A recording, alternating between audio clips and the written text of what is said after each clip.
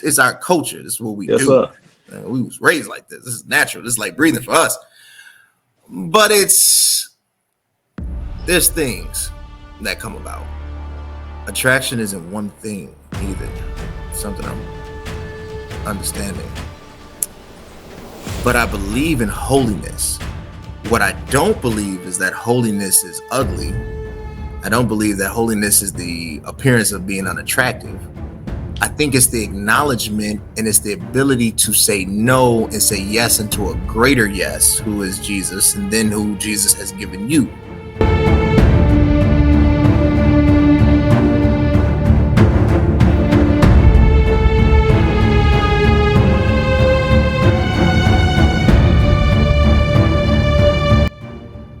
Y'all, welcome back to the CVMK show, because this is the best show on the planet. Because I'm the best show host on the planet, your man himself. This is CVMK. First of all, I want to thank you all. You guys have been amazing. We have been growing. I told you we were going to surpass 14,000, and we're surpassed 14,000 on YouTube. All because of you all. So I want to give a shout out to the fans. And I promise, I said I'm going to do a live episode, even though I do not like the live episodes because they catch me off guard and I don't have all my bells and whistles, but it keeps me on my P's and Q's, and I know that you like to engage. So this episode is dedicated to you. We brought back the one, the only Pastor Naamon Williams, the bread of life.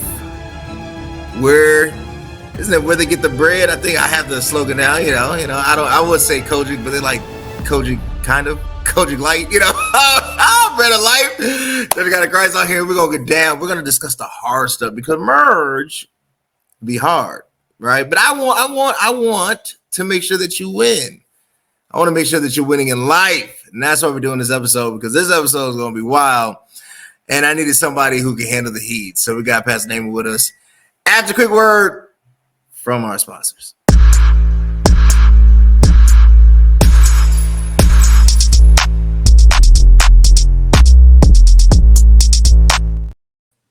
Pastor Dave, how you doing today, man? What's up, man? All is well. I can't complain at all. I appreciate you, man. I always have a ball with you being on because I know you can handle me and you won't get offended, right? I don't got to worry about, coming at people's, guests.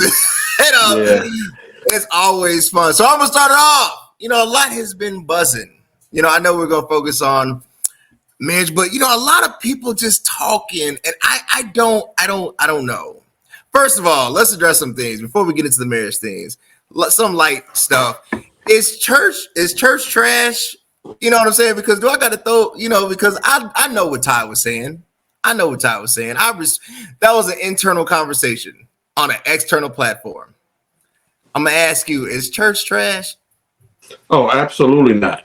But I do get what he was saying. I think the problem is the platform that he was on. So I think that many times we just have to be careful when we are presenting a gospel message on a particular platform that is there to dissect it and make it look a particular way. But I do believe he said the institution of church and not the church. We do know that the church is going to survive no matter how we feel, no matter how many we have. Nothing against the church is going to prevail. That's the book. I do believe is that maybe how we do things, how we discuss things. Definitely, church can be generational unfriendly, depending on vision and depending on what you're trying to do. So I do get that part of it, but I think that's what he was saying. The institution on how we do things, we may be flawed, and how we do things, we're flawed in everything that we do. Yeah, I mean, there's a lot of redundancy, like cheeseburger, type stuff. What about it? And I don't want to stay on here too long. What about it needs to change? What's the one thing that this has to change? Difficult conversations. We don't want to have them. It's because we might not have the answer. And sometimes not having the answer and being a patriarch, sometimes that can be tremendously uncomfortable. I don't have all the answers. So they're definitely, in some of our meetings, it It gets there, but we're able to have difficult conversations. So I will say that was the main thing. We have to have difficult conversations. What I mean by conversations, that it's just not one sided.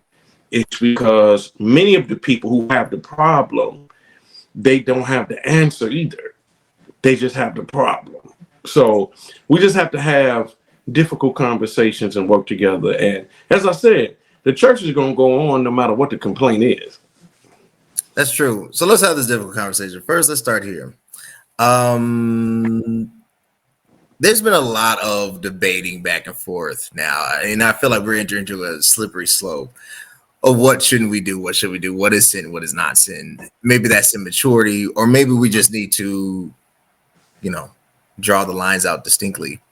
There was a pastor who I actually admire, I actually listen to, and I've been trying to digest, and I agree, I still think that's an internal conversation.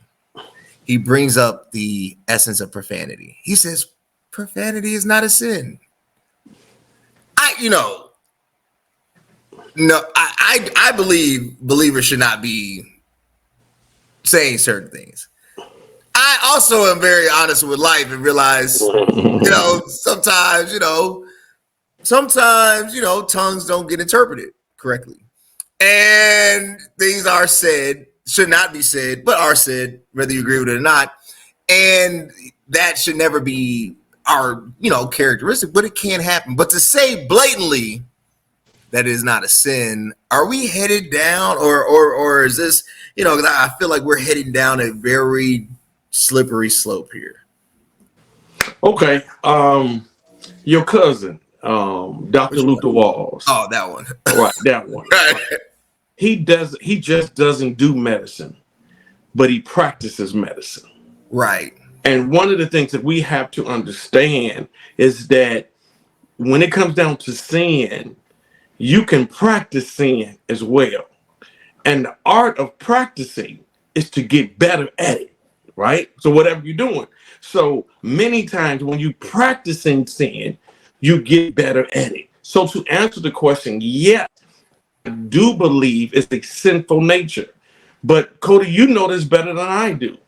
In the church that we grew up on, you have salvation and you have sanctification. Right. You have this process.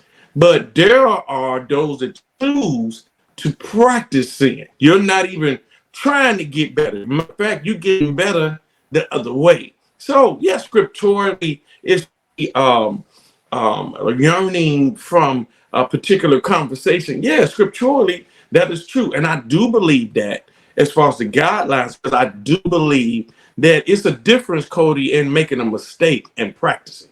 No, I agree. I agree with purposeful. I think Shin, and I'll share this comment, says you decide which words are profanity. I really think her argument is, and we be honest, in the scriptures, Old and New Testament, you cannot find a single direct passage that says this word, this 4-letter, jargon should not be used. Correct. You'll see filthy communication. You'll see evil communication, corrupt good manners. You'll see things in reference to a lifestyle, but you don't actually see it in explicit because we determine what that is, right? And that's correct. Culturally specific, which creates controversy because if you're not from that culture and it doesn't apply, when does it become sin?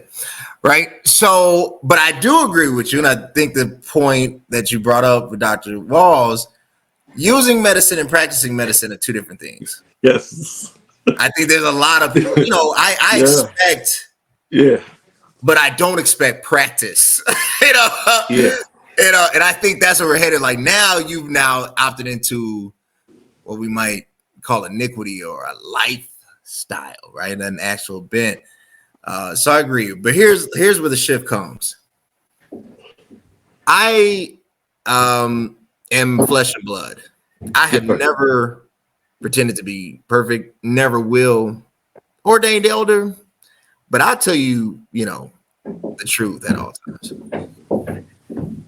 I do not like seeing people fail, seeing people hurt. Hurting, suffering bothers me. Especially if I know I could have done something to ease and or prevent. That's just me. I'm tenderhearted. I said my two weaknesses are old people and children. The most vulnerable of society, those with disabilities, I give my heart out to. Grown, nah. But I mean, but those, I really feel for. I feel like 80% of marriages are failing. I'm gonna throw this out, and they're failing because we simply won't talk.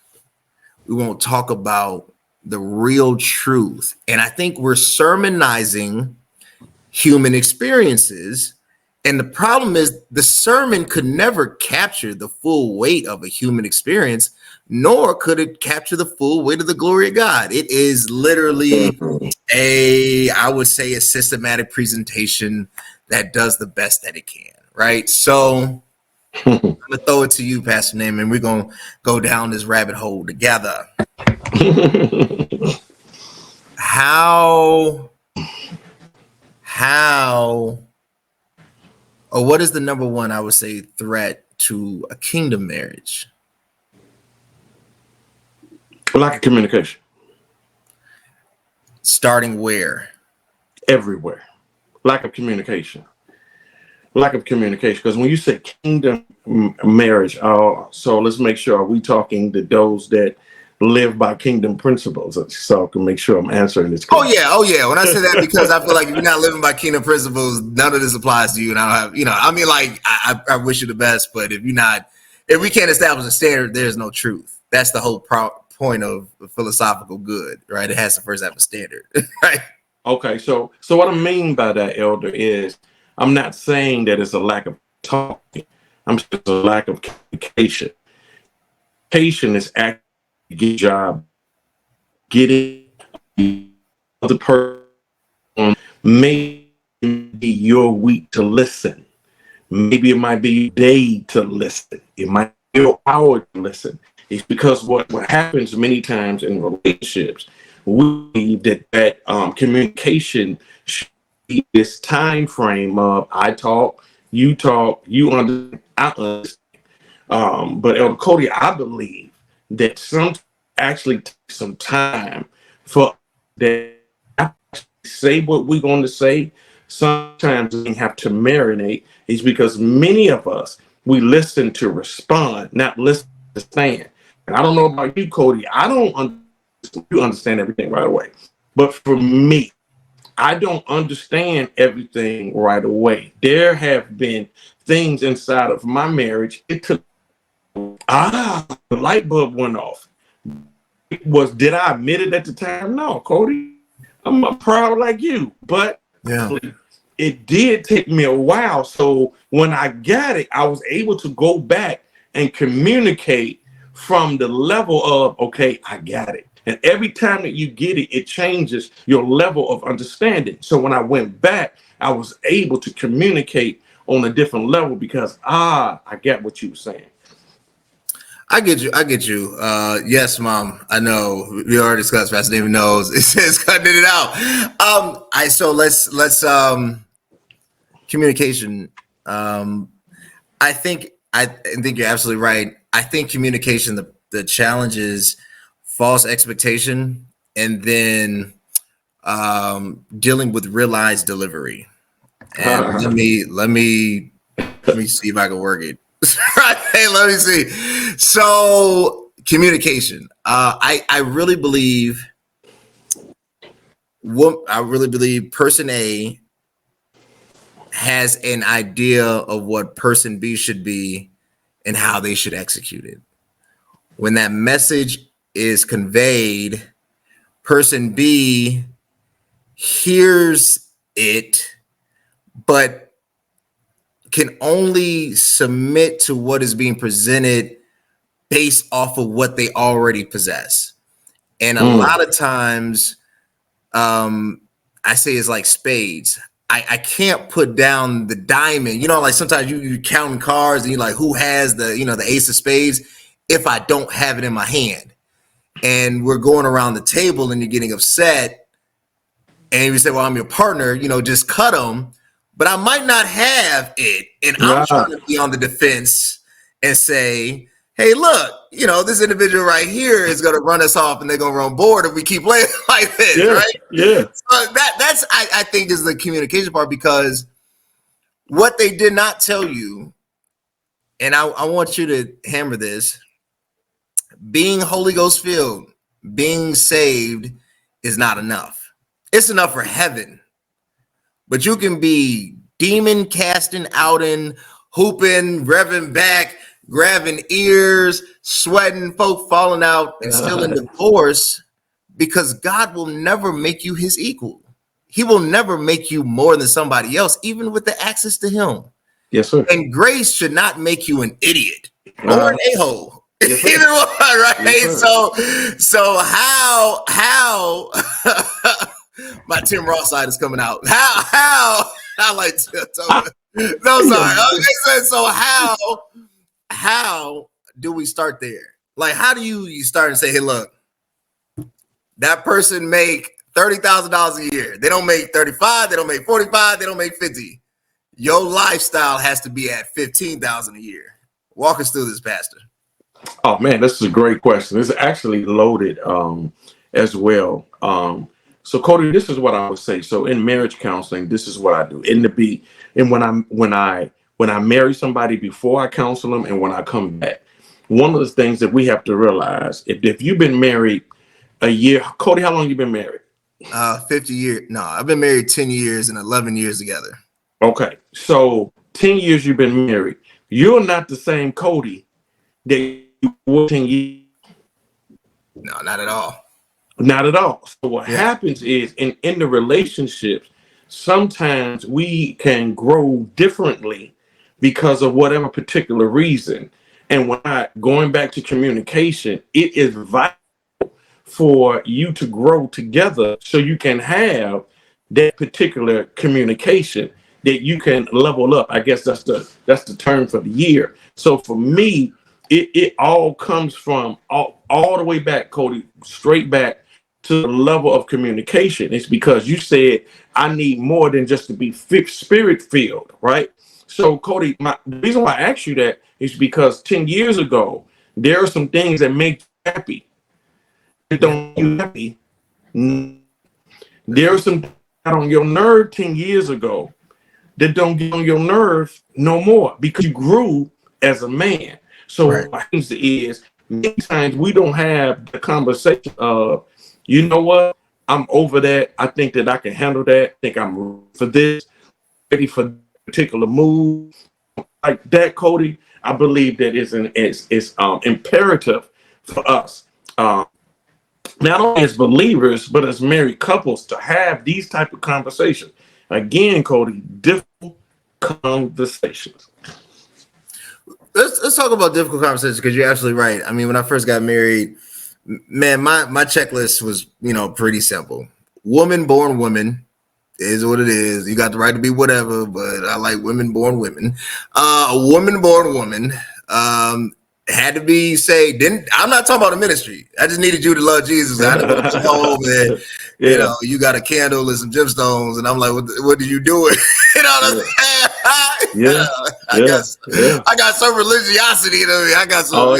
I've seen that now. So. Right. And you had to have that thing. What did Bobby V say? Turn around. I just want to get to know you. That pretty round thing looks good to me. Slow down. Yes, sir. Because that's look, I'm a MA. I tell folks like I'm a MA. Ain't no, I'm a man. Yes, so very, very, very basic. That was a very basic list. At this age, as I get closer to 40, thank God I'm married, because if I wasn't, I'd be a wretch undone, because I've changed so much. Yes, sir. My tolerance is so low now. Like, it's not just accepting anything, right? So when we talk about these difficult conversations, one of the hardest things and I'll start with the men, and then we're going to cut to commercial break, because I'm going to get on the women, but I'm going to beat up on the men first. I told my guy Denzel, I said, the hardest thing that I had to do when I think like a couple years ago and up to this point, is I can't talk like Superman and not be Superman. You see what I'm saying? Like, I think a real man understands their weaknesses, Yes, sir. understands their shortcomings, and understands that they might not have the ability to save Metropolis. And you can't say one thing, right? And you can't stunt like one thing. And I had to realize, my papa was right. My papa, people talk about Bishop Marshall and whatnot, but he was a man. And I would always ask him for advice, like, not way before I got married, just like advice with women. And the only thing he'd ever tell me, no finance, no romance. Just like that. No finance, no romance. And I had to realize, no matter how cold I think my sex game is, if my pocket game ain't matching it, you know what I'm saying? If my pockets don't match, whatever, all the other stuff don't matter. And that's a rough conversation, but your pockets matter. Absolutely. But so not only do your pockets matter, the conversation about your pockets matter. Right. Okay. So that is huge. It's because what happens in marriage, Cody, I don't care. And most married couples will attest to this. Sometimes the man is up and sometimes the man is down. Yes, right? That's true. Okay. And then sometimes the woman is up, sometimes the woman is down. So the conversation of I got you, baby, is more than a song. Right. It is actually an atmosphere that has to be presented to your mate. No matter where you are, the low or the high, it has to be presented that I got you. That is so huge when it comes down to finance. It's because let me say this. It's because for some, for some, finances is a love language. Yeah. Right. So it's a love language. So what happens when finances is low? Do we no longer have communication because that's our major language? So what I'm saying is, Cody, is that yes, have the conversation, but have the resolve to say, this is us, not I, not you. This is we. And from there, this is what we have, and this is what we can do. So from there, Cody, trust me, it's possible. Let me parent. Like early years of my marriage, my wife. So I'm Cody. Matter of fact, my mom told me today I talk too much. I talk to jail suspended license. So he done told him that. But Cody, this is who I am, right? So now I'm positioned where that thing has reversed. But a conversation did happen. Like I did start off all right, but something happened and we had that conversation. So in that, it let me know that our relationship is more than a financial love language. No, that makes sense. Totally agree. Yeah. So I'm gonna shift here and we're gonna go to the women and it's gonna get a little wow. I'm gonna take a break. Quick word from our sponsors. Yes, sir. There's a hero in all of us waiting to be unleashed. All it takes is just that one last push. Activate the hero within with CVMK Global Supplements. All natural, steroid-free, designed to enhance performance, build muscle, and increase energy. You are unstoppable. You can do this. Become your own hero at www.cvmkglobal.store. Yeah, I got with me Superpower, but you know what came out last week? The remix of Warrior Thirst. Ooh, it looked good. I got it in my bag. It's over there. I'm so mad I didn't get it during the break. I was just thinking about it. I want you to go to www.cvmkglobal.store. Look, summer, it was 75 degrees today. Summer is around the corner. Yes, I want you to get past the filter. I want you to get that body where you can stand there without a filter. Go get there without www.cvmkglobal.store. Matter of fact, stack that with Super Thick. I'm telling you, if you in the singles ministry and you don't ever want to be in this ministry again, there's a couple things you need. You need Superpower. No. You need Warrior Thirst. I'm going to do one better for you. You need Super Thick and you need the Protein Transform. You do that exercise, I guarantee you, You'll be married by this time next year. Let me prophesy to you right now. This nigga, somebody. I had come to the church. Somebody coming for you. But you can't attract what you not. www.cvmkglobal.store. All right. Town fools the women's. So women have it ridiculously hard. Learning my wife, watching women in general, but definitely paying attention to my wife. They are constantly judged, constantly held to a different standard, constantly scrutinized, yet they are the backbone of every institution that runs at any level of efficiency. They are the driving force, particularly in the church. Without the women, there would be no church. That's just the facts of the situation. Then we whacked then. Yeah, we whacked it. Right. Yeah. so and Mario said, I'm married and I need that. Yes, sir. Warrior Thirst, www.cvmkglobal.store. All right, so it's my dude, man. But I also think there's a perversion of teaching that has not just crept in to society, but it's even infiltrated the earth. Not the earth, but the church. This idea of you don't need a man, right? Or somehow you deserve, what does the hip hop song say? A 7-figure nigga. You ain't there, but you gotta have a 7-figure. No, the track ain't there yet. So I think the two are doing this. It's creating a unreal expectation and an unnecessary pressure that is hampering success. The other thing is that I told my auntie, I said, what are y'all teaching? And she was like, what? I was like, y'all go to this women stuff and all that. I said, what do they teach? Because if a wise woman buildeth up her house, what are you telling these young ones, right? Because I'm going to be honest with you. Your preaching can't turn me on. So what are y'all teaching that is so needed?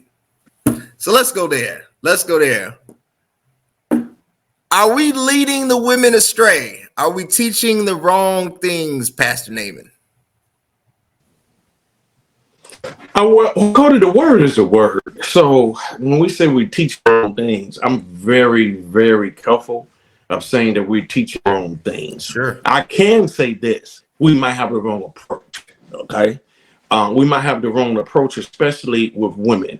I think that the word attractive is like taboo in the church. It's like taboo, attractive. Like, how can you say that, right? We dare not say sex, right? Yeah. So in that, I'm saying, Cody, so when it comes down in this society, in this culture, the self-esteem of a woman is vital. Everywhere. Work, home, church, anywhere you want to go, the self-esteem of a woman is vital. So many times, Cody, like when we having these conferences, men's conferences, this is my opinion.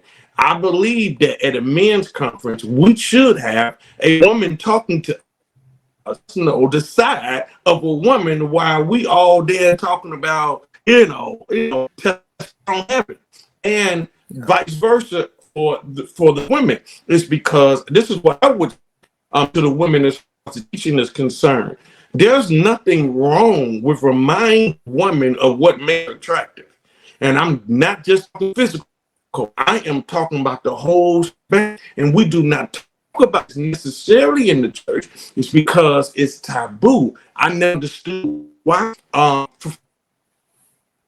promise you, we're doing what we was doing anyway. Another story. But when it comes down to the self-esteem of a woman, it affects everything. It would affect your house, Cody. It definitely would affect the church. And Lord knows it will affect corporate America. And then this right here, Cody, especially the American kingdom woman, we always should speak her self-esteem. I don't care if her self-esteem is spiritually at the time of what her gift is and things of that nature. Is because, Cody, I believe that when it comes down to the woman, we sexualize it because we're saying this is only far as you can go. True. It's because that's what I think my Bible tells me. So we put a hard cap on how far they can go, or how much we will listen to them, or how much we will take from them. But because we are the head. Cody, one of the things that I learned about being an authority is that you don't have to tell everybody every time that you are in authority. True. So in that point, I do believe that men use that card, that I'm in authority so much that it makes the woman say, okay, since you're running everything, do this. Since you're running everything, how you going to do this without me? And right. It creates an unnecessarily mental divide. And that's why, Cody, we have to have difficult conversations. I like it. But look, in that case that you brought up, I do think it's the cart before the horse. I also think that we have a very prudish feel toward the scriptures. I love Brother Paul. I love the Apostle Paul. Yes, you do. You can take my Koji card on this one, and I'll argue anybody on this. The Apostle Paul isn't even Isaiah, and he's definitely not Moses. And that is going to get a little controversial, and I don't want to go down that path, because unless you are a true lover of God's word, you go say, that's why I don't read none of that. You know, that's not what I'm trying to say. What I'm trying to say is you should never let a naked man sell you clothes. Absolutely. And there is a lack of insight with his writings due to a lack of experience. Take Moses' writings, take the Old Testament writings for these men who were married, and you take the story of Ruth and how she presented herself. Yeah. Right? You take the story of Esther, how she presented herself. And there's strategy in that. And to me, that strategy is evasive, you know, and to the point that I really don't think you hit upon it, we're uncomfortable with, because sex isn't always sex, but we're uncomfortable with the topic of sex as a whole. Like, sex it's a God thing. It's God made it, right? Like, you know, I know Trey Songz says my neighbor's on my name, but the reality is Yahweh, the Father of lights, you know, by his word made this thing. And we won't even say the word. And I feel like it is so a misstep, because you find it first before you find miracle signs and wonders. And how dare we be a great evangelist and a great apostle, but a trash Adam. And I think my Adamness is just as vital as whatever office, my apostleship. I'm not an apostle, but I'm just saying whatever that is, right? So that I think we need to teach it. And I'm not talking about in a perverse way. I mean, like the men teaching the men. Like sometimes I go to, you know, like men's things. A lot of times, you know, I'm not really interested in going to men's services, because all we do is eat. We don't talk about anything. We just eat. So I go because, you know, I'm an elder and I pay my $150, which I still got to pay. And, you know, and it's just right. I support because that's just right. Okay. Mine ain't there, but I support. Yes, sir. So, Pastor, how are you going to shift the narrative? You got young men, and how are you going to give them the understanding and the grace, but also the knowledge of this God thing called sex? Oh yeah, I don't have no problem with that, Cody. This is who I am. So whatever conversation it is, I will talk about it. I will talk about it passionately. One of the things that I've learned, I've been a pastor, I think, is that when we use this word culture, Cody, your culture of being raised, just because both of us are Kojic, doesn't mean that it was the same thing.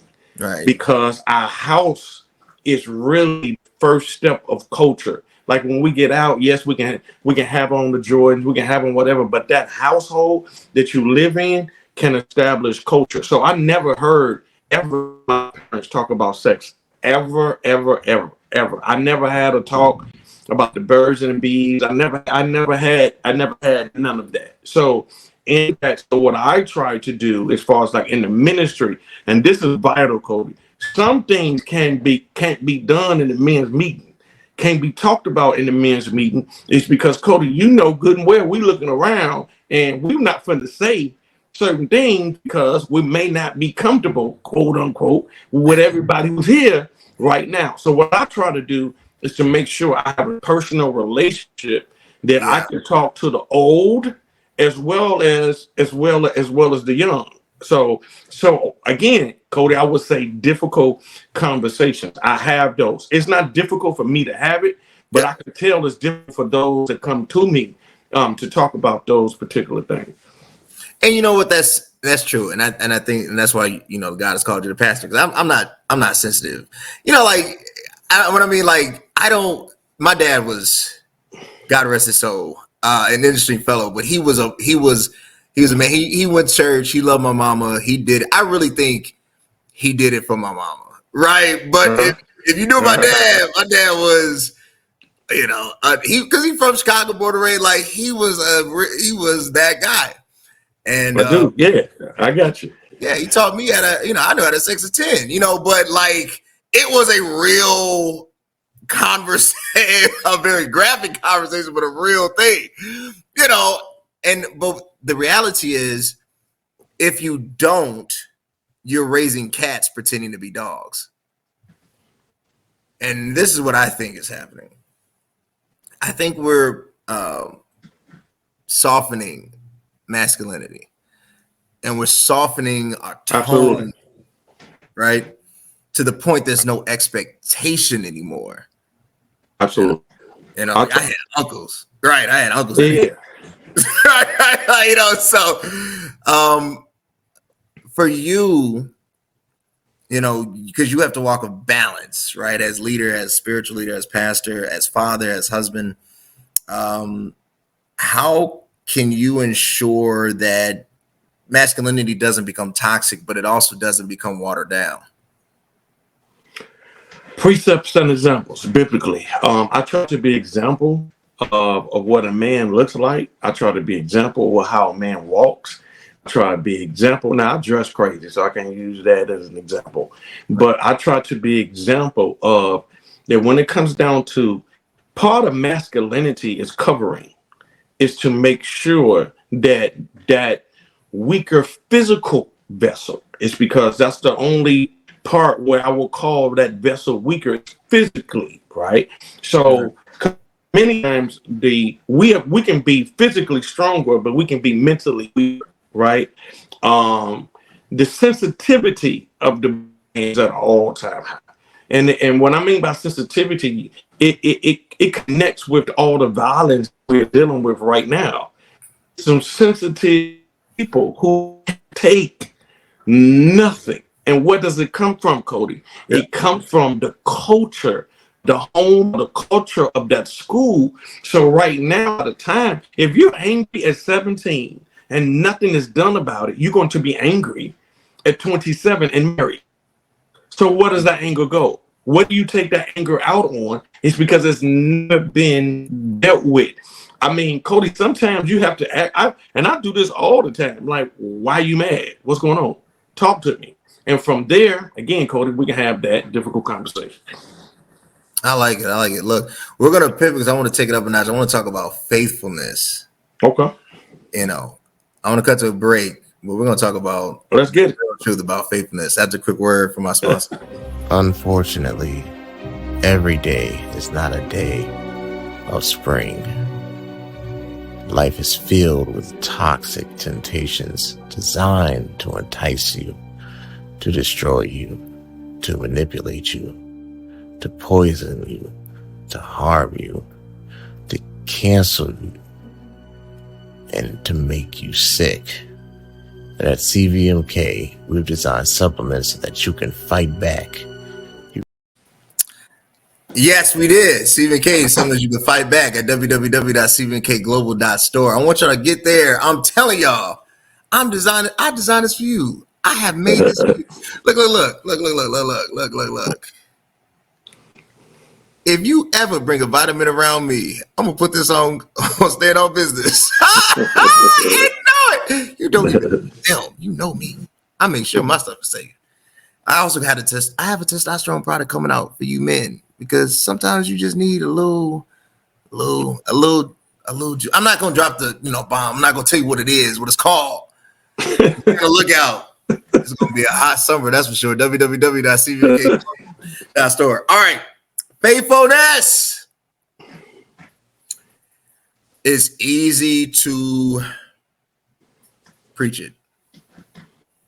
It's easy to sit there on a Sunday morning in your Southern Baptist vernacular and stand on the mountaintops and scream. It's easy. It's our culture. This is what we do. Sir. We was raised like this. This is natural. This is like breathing for us. But there's things that come about. Attraction isn't one thing either. Something I'm understanding. But I believe in holiness. What I don't believe is that holiness is ugly. I don't believe that holiness is the appearance of being unattractive. I think it's the acknowledgement and it's the ability to say no and say yes into a greater yes, who is Jesus, and then who Jesus has given you. But it is something. It is something. And in the words of my twin cousin Roger, because we're 6 months apart. Oh boy. Oh, let me not say that. Hold on, Diamond might watch it. Never mind. But anyway, so I'm just saying, like, it's something. It's something. You know, it's something. You know, it'd be how people. These women look good now. It's hard to be ugly. I'm gonna be honest with you. It's hard to be ugly. So, how do we? You know, social media has created I don't want to say a demon. I think that's overly used, but a new obstacle. We don't have a scripture for it. We can't preach this thing the same way. It's in your face all the time. And, the desire for new is natural, even though it's perverted, but it's quite natural. But the constant messaging of what it should be, what it should look like, that is another level, right? And I watched the movie Mea Culpa. I tried to watch it. It was I couldn't get through it. I turned it off. I was like, man, I can't watch this. This had me going back. I had me going back, to the old me, to the 20-year-old me. No. So I couldn't watch it. I only got through halfway. I was like, this is enough for me. I'm good on this. But when I'm watching it, I realize, people struggle with this. It's real out here. And I don't want to be the guy on Sunday that is just, saints don't do this, saints do that, because I'm starting to realize saints do a lot. And Facebook be telling me that saints do a lot. So Pastor Naamon, how do we start really becoming more faithful to the one that God has given us? Honesty. It goes back to difficult conversations, Cody. So just to let you in on, was it Sunday? What's the day? Tuesday. So yesterday, I had a friend. I'm not even going to tell you his title because then y'all know who he is. So I had a friend. I had a friend. I had a friend to call me and say, "Man, I was looking at your service. Man, you got some good-looking women over there, right?" So, Cody, what my response supposed to be? Oh, no, we don't. Come on. No, we don't. Ain't nobody finding up in there, Remy. So, what I'm saying is it's just being honest If somebody is good looking, they can be good looking. It doesn't mean that you lusting after them. Like my wife loved Will Smith. Now he fell off a little bit, but he coming back with Bad Boy. But I know that's her dude. So I know I take her to the show. I just let her have her time, right? So in that we can have that conversation of who we may think that is attractive. It can help us along the way. It's because she already know what I'm thinking. I already know what she's thinking. That's part of the vibe. That's part of the vibe of practicing to be faithful. Because being faithful is practice.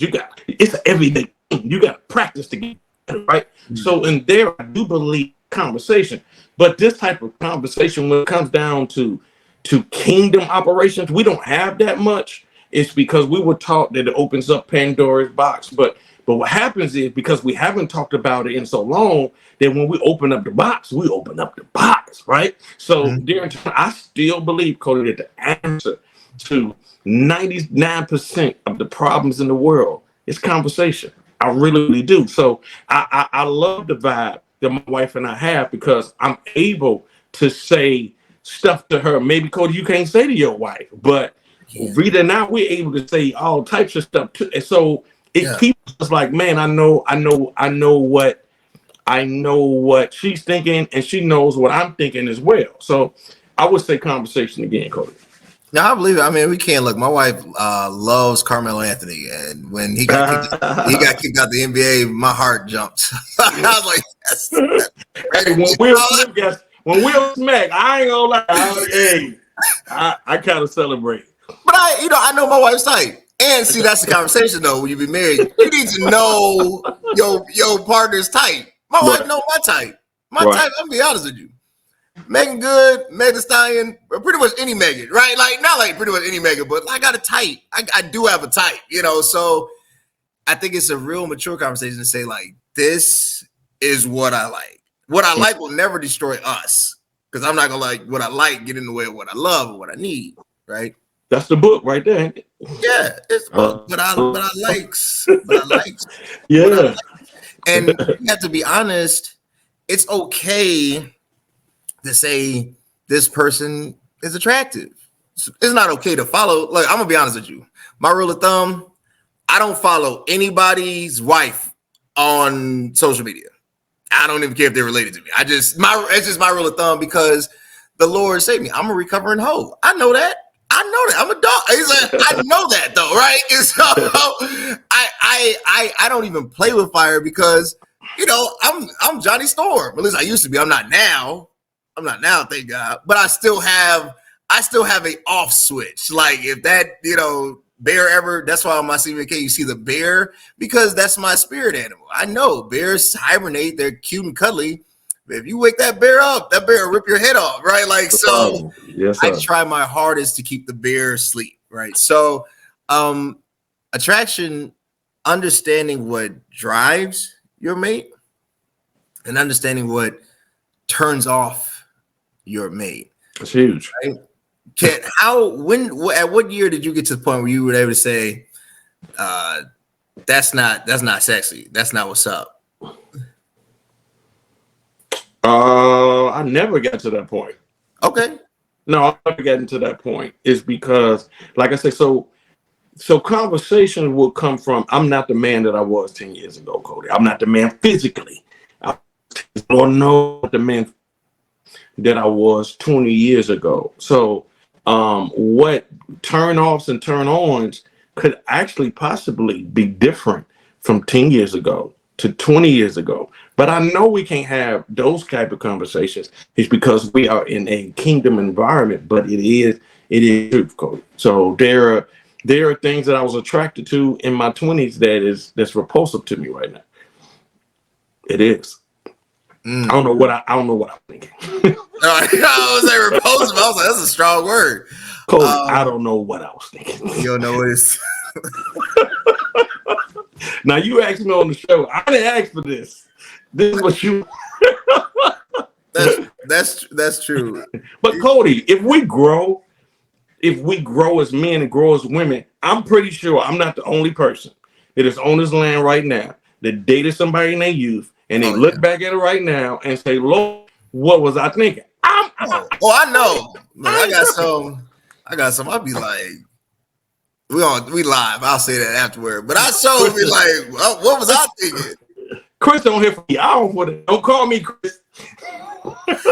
What? Hey, Chris still said, no, that's real. That's definitely real. Why are we slow to heal? And let me put some concrete on this. Okay. Maybe deliverance isn't healing. Well, Cody, what is deliverance? It's just being let free, but that doesn't mean I'm not still cloaked. Well, right? Cody, this is what we've been taught wrong. And I will say this, and I don't care how controversial it is. Go for it. Many times when it comes down to deliverance, it means being delivered from the atmosphere, not from the act. Right. Cody, I can say I'm delivered all hour, but I shouldn't practice if I'm delivered in a strip club.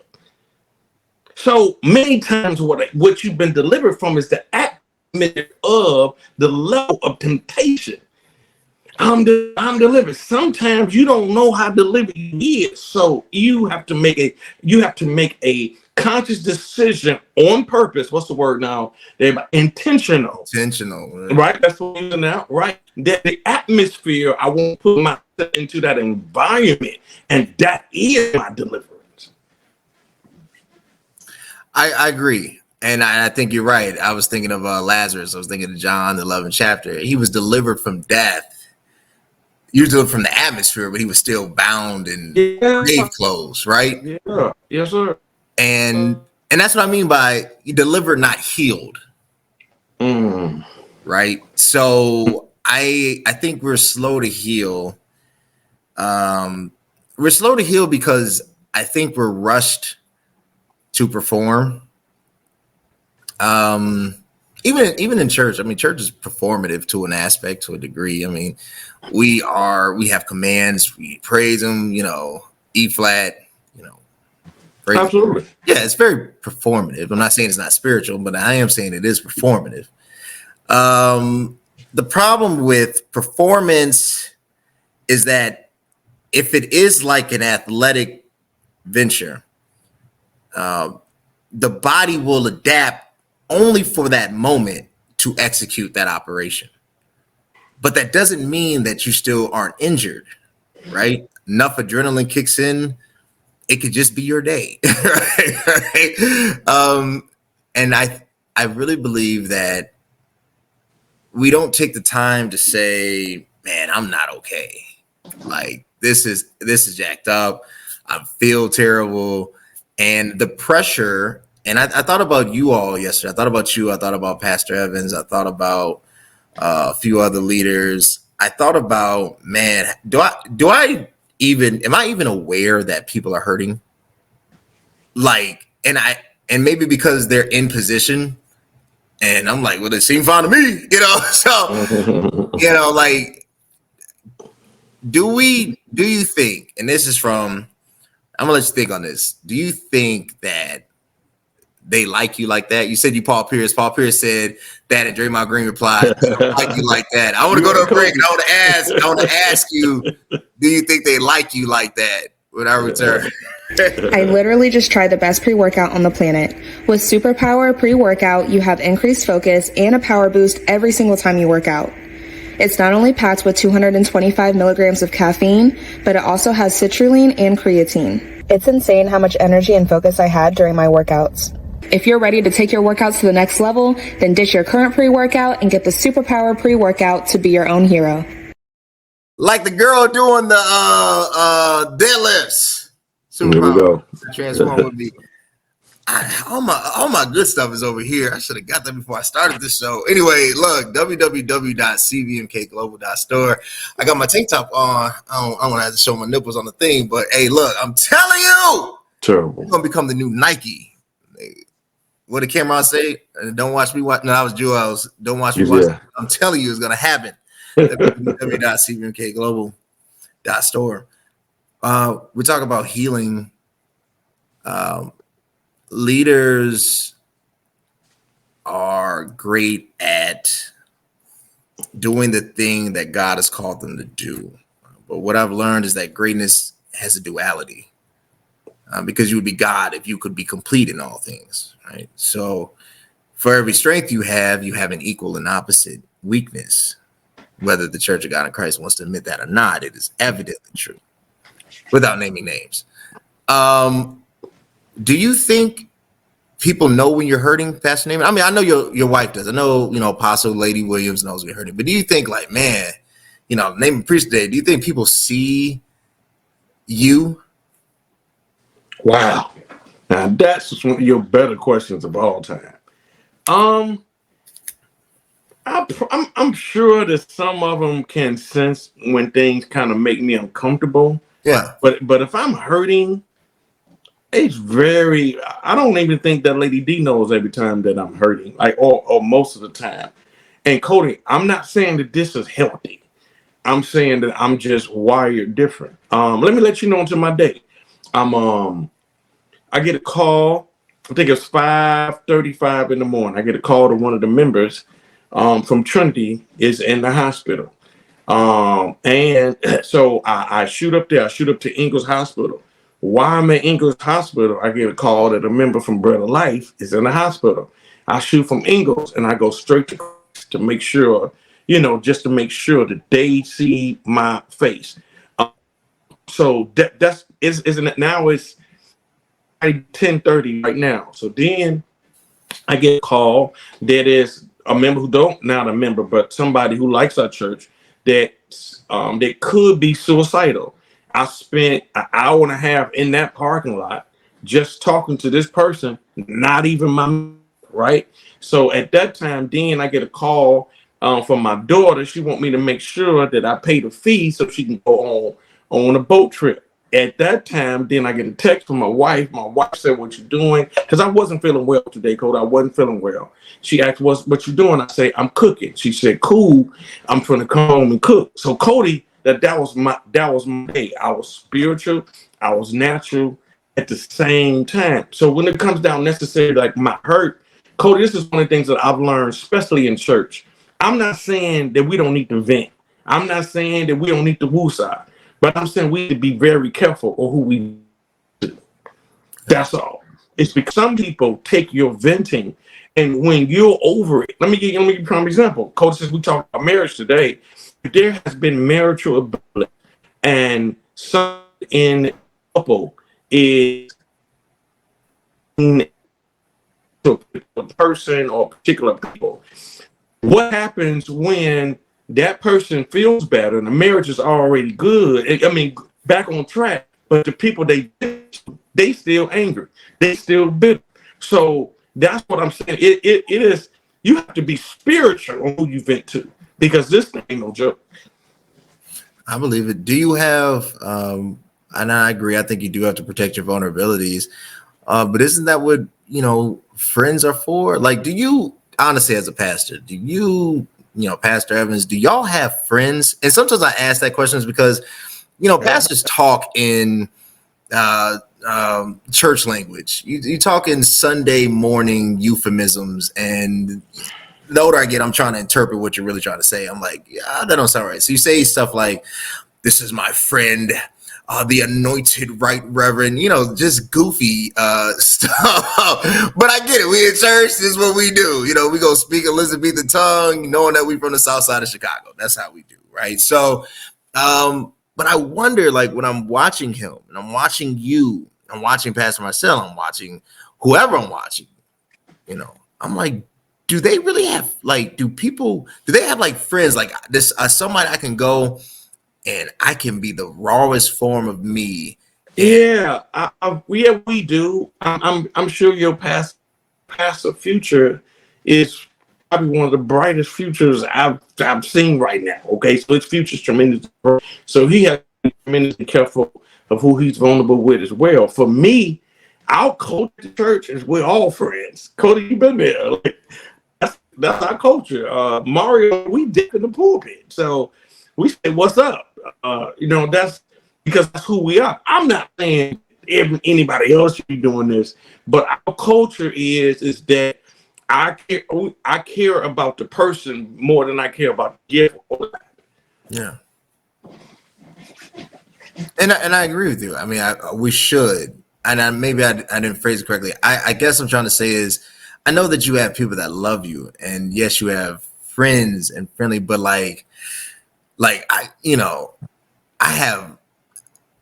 It's hard to say like that F word, that friend. Like this person can, 2:00 in the morning. If I call, they pick it up. I don't even got to. They if I'm calling at 2:00, they gonna pick up just because they know I don't call at 2:00 in the morning, right? Absolutely. Like that type of support, right? Not like go ahead, pass. I ain't talking about that. I'm talking about like dogs. Oh yeah, I have that. I have it in my ministerial staff. Code, to be honest with you, we talk about tough things. And I know I was taught that, you can't be common with the people around you that'll lose respect for you. In some instances, it does happen, Cody, but for the most part, I have them dogs that are close to me. You know what I'm saying? So I have like two of my closest friends go to the church. So it's, you know what I'm saying? So it's, it balances out. Yeah, that's one of my elders right there. We talk about everything, and you have to understand this in our setting. And Mario, they can tell me, "Hey, Pastor, this is what you need to do. You need to let us." And I say, "You know what? I bet I back off," or things of that nature, because I believe this. For me to become better, I have to listen. And those I'm raising too, and I just told one of them Sunday, is that I am going to pour into them. It's because I just noticed that their capacity has widened where I can do more. Yeah. So that's kind of like, yeah. So Cody, like what I'm saying is the spiritual appetite still becomes a part of the friendship. It's because we can talk from the Lakers to the carrot to the resurrection in the same conversation. That's kind of our culture. That's true. That's fair. Last segment, I want to talk about the mental health aspect, but I really want to focus on self-deletion, right? I think there's self-deletion and I think there's suicide. I think self-deletion leads to this. I don't like getting on social media and reading something that jars me. At the same time, I respect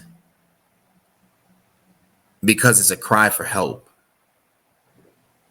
And so even though it jars me, I try to say, what would provoke somebody to be that raw if it wasn't for real?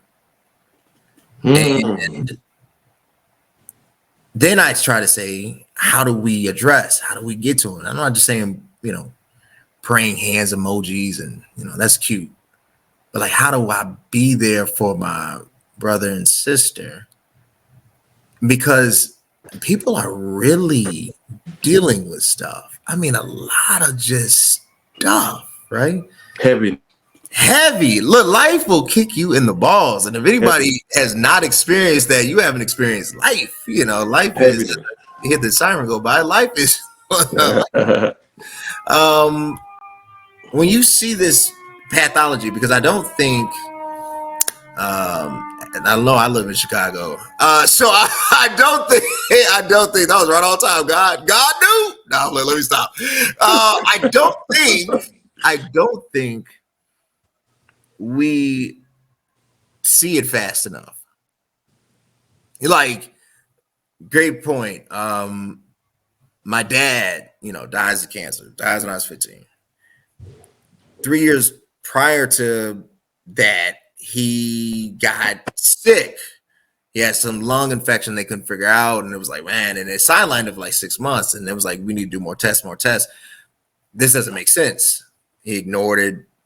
A let it be let it see. And I always say that it's there before it's there. Mm-hmm. That things aren't random, people aren't random. How are you going about recognizing the temperature in the room, right? And saying, let's pause. I know you want to shout. I know you got your favorite, track on and you ready to do it.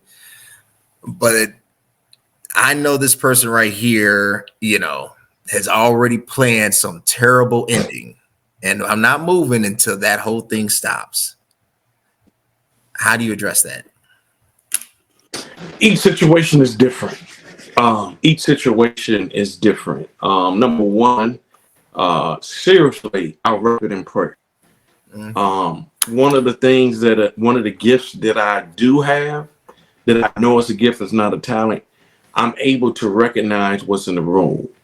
I don't know if it has anything to do with me being an organist, minstrel, or anything. I don't know where to put that at.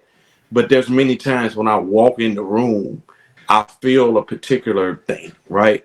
One of the things that I've learned, so those who are gamers, those who came up in that era of technology, graphics, a lot of times express themselves and how they're feeling. They express it verbally, like today sucks, right? They express that because they express it like, oh, this is a place where they actually letting it out.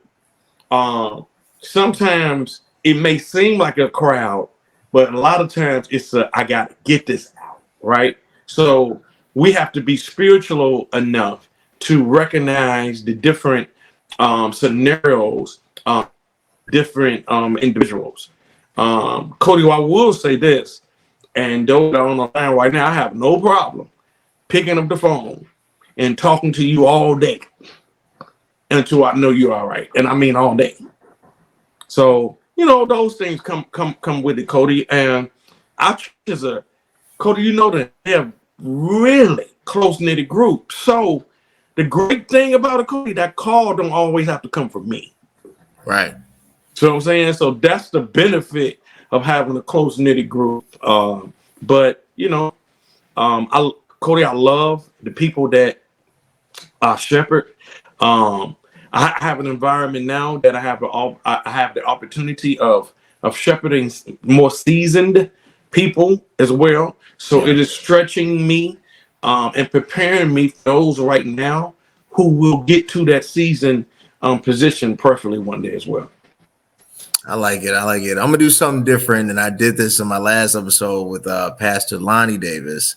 I noticed, the men of God has given them the charge to shift atmospheres. I entertain. I'm a host. That's what I do, and I do it well. Like, can't nobody do it better than your boy CVK33, because it's the best show on earth. One word, 4 letters, CVK. I want you to go right now to the YouTube page. But at the same token, I would be remiss if I did not allow you at least 3 minutes wherever the Lord leads you, and I'll give you the whole screen to yourself. I'll pull myself off screen, and then when I come back, we'll close out.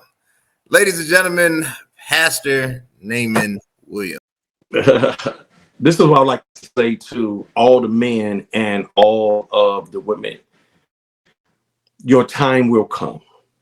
Your time will come. In the book of Samuel, we find that David is in the back and he's attending to the sheep, and everything is happening in another room. I want to let you know that your time will come to be in that room. But until then, do what you are doing. It's because many of us are worried about what's happening in a room that we wasn't invited to. And I am telling you that when the Lord opens the door for you to walk in the room, it's for you as a believer, as is to be ready for whatever the Lord wants to do. And once the Lord anoints you, when you are anointed to do something, it is to get the hell out of somebody else. So the Lord has given you the gift is to get the hell out of somebody. So what happens is that the enemy comes that when we are supposed to be get the hell out of somebody else, we're dealing with the hell of his life. So I'm telling you, my sister and my brother, don't you worry about it.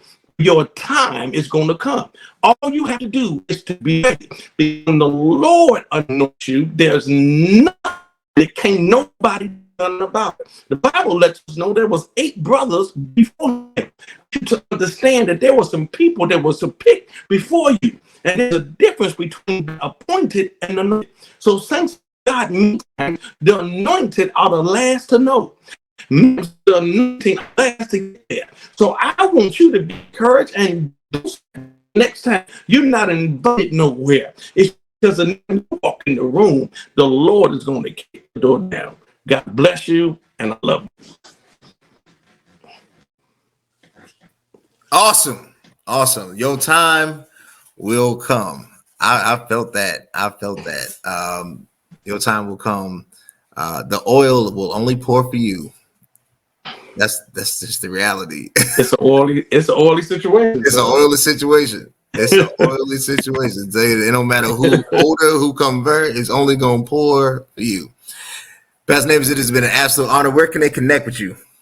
Listen, you can meet me on Facebook. You can meet me at Naamon Williams. You can meet me there. You can meet me at Trinity Nations Church of God in Christ. And there, you can meet me at Life God in Christ, where we are Trinity, where you get the bread of life. Y'all connect with Pastor Naamon, connect with Trinity, where you get the bread of life. 2 churches, 1 church, 2 denominations. What they did it out. They did it. They merged that thing. Y'all connect with your boy. YouTube, 1 word, 4 letters. CVMK. Cody Brennan Marchella. It's really that simple, yo. If you can't remember that, you can't remember anything. Instagram. It's gonna be a hot summer. That's all I'm gonna say. CVMK underscore global. I'm telling you, I would want. I'm telling you.